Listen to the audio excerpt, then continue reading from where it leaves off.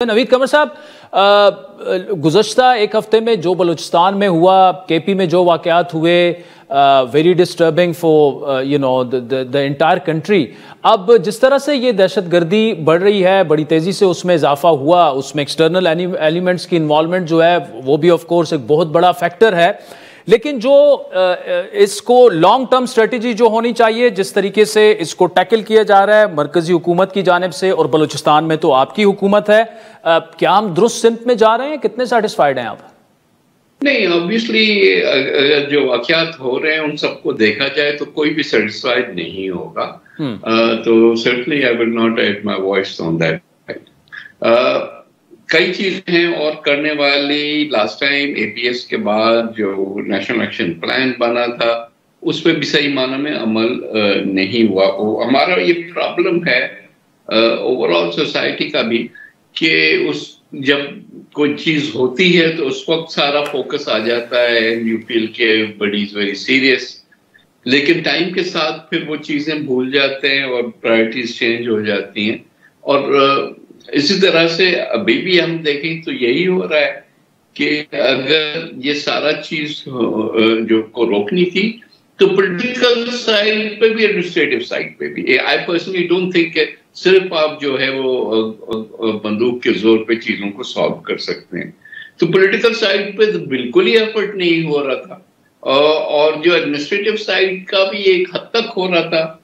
rather than stifle dissent, basically तो करना ये चाहिए कि जो रियलिटी है उसको रिकग्नाइज करके उसमें करेक्शन लाने की जरूरत है। तो देयर इज अ लॉट जो कि होना चाहिए था जो कि नहीं हो रहा है। आई होप कि अब जब फिर एक और बहुत बड़ा सानिया हुआ है तो अब कोर्स करेक्शन जो है वो किया जाएगा।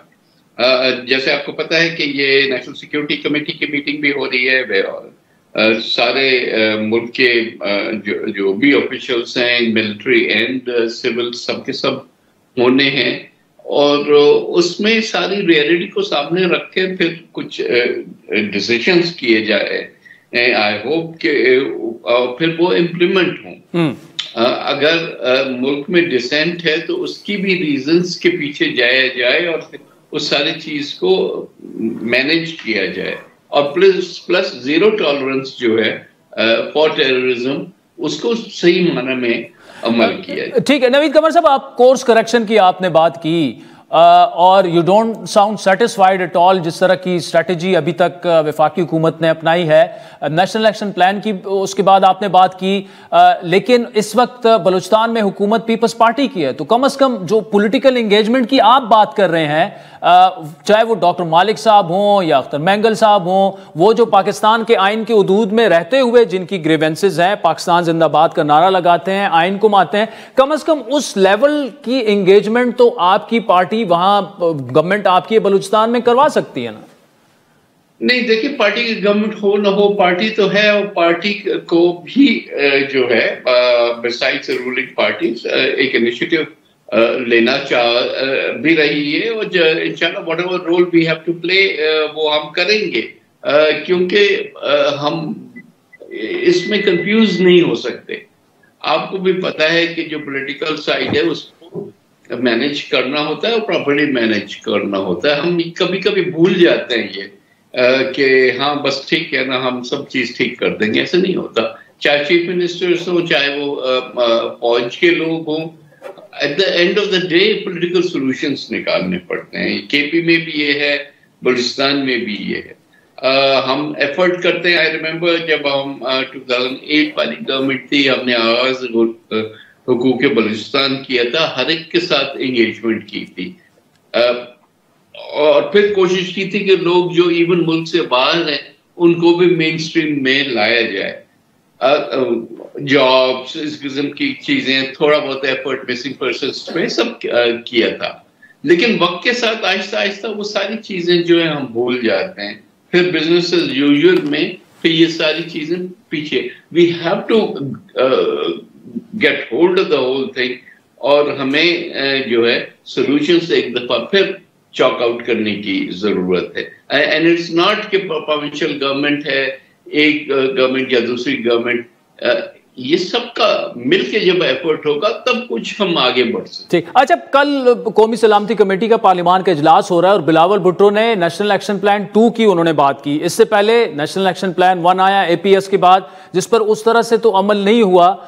तो इसके बाद अगर नेशनल एक्शन प्लान 2, 3, 4, 5, 6, 10 तक चले जाएं, जब तक इंप्लीमेंटेशन उसकी नहीं होगी, सीरियसनेस उस तरह से नहीं होगी, खुसूसन पॉलिसी लेवल पर, गवर्नमेंट लेवल पर, तो मतलब हमें जो भी इस तरह का वाकया होता है, फिर हम 2-3 महीने जो है वो सीरियसनेस लेते हैं, फिर उसके बाद फिर नम मोड में हम चले जाते हैं। तो सर ये क्या, what do you have to offer to this?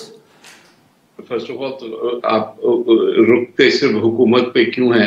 ये पूरी सोसाइटी का issue, including the media. All of us have to be serious ना। ये कोई ऐसे थोड़ी बात है गवर्नमेंट ने एक ऑर्डर दे दिया और कल से चीजें ठीक होना शुरू हो गई। ये तो सोसाइटी के इश्यूज हैं, दैट टेक टाइम।